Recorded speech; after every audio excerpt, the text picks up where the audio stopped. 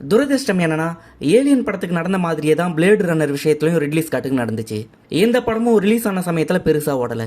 ஆனா இன்னைக்கு சிறந்த சயின்ஸ் ஃபிக்ஷன் படங்களை ஒன்னா கல்ட் அந்தஸ்து பெற்றிருக்கு. பிளேடு ரன்னர் ரிலீஸ் ஆன சமயத்துல the thing, star trek 2, the wrath of Khan, Conan the barbarian, ET the extra terrestrial ஆகிய சயின்ஸ் ஃபிக்ஷன் படங்கள் சில நாட்கள் முன்ன பின்ன ரிலீஸ் ஆனதே இந்த படத்தின் தோல்விக்கு முக்கியமான காரணமா அமைஞ்சது.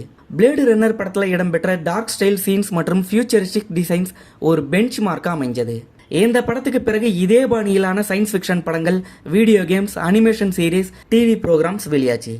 சயின்ஸ் ஃபிக்ஷன் ஜானரையும் தாண்டி பிளேடு ரன்னர் பாணியிலான சினிமாட்டிக் வெல்ஸை மையப்படுத்தி ஹாலிவுட் டைரக்டர்கள் தங்களுடைய படங்களை எடுத்தாங்க. நூற்றுக்கணக்கான தடவை பிளேடு ரன்னரை பார்த்திருக்கிறதா கிறிஸ்டோபர் நோலன் சொல்லியிருக்காரு. சைபர் பங்க் படங்களின் முன்னோடி பிளேடு ரன்னர்னு கூட தாராளமா சொல்லலாம். அதோட நிறைய கேம் சீரீஸ்களை இன்ஃப்ளூயன்ஸ் பண்ண படமும் கூட.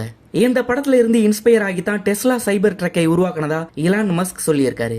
பிளேடு ரன்னர் படத்தின் இரண்டாம் பாகமா பிளேடு ரன்னர் 2049 திரைப்படம் டெனி வில்லினேவ் டைரக்ஷன்ல 2017ஆம் ஆண்டு ரிலீஸ் ஆகி நல்ல வரவேற்பை பெற்றுச்சு. பிளேடு ரன்னரின் இத்தனை பெருமைகளுக்கும் அஸ்திவாரம் போட்டது ரிட்லி ஸ்காட்டின் அட்டகாசமான டைரக்ஷன் தான்.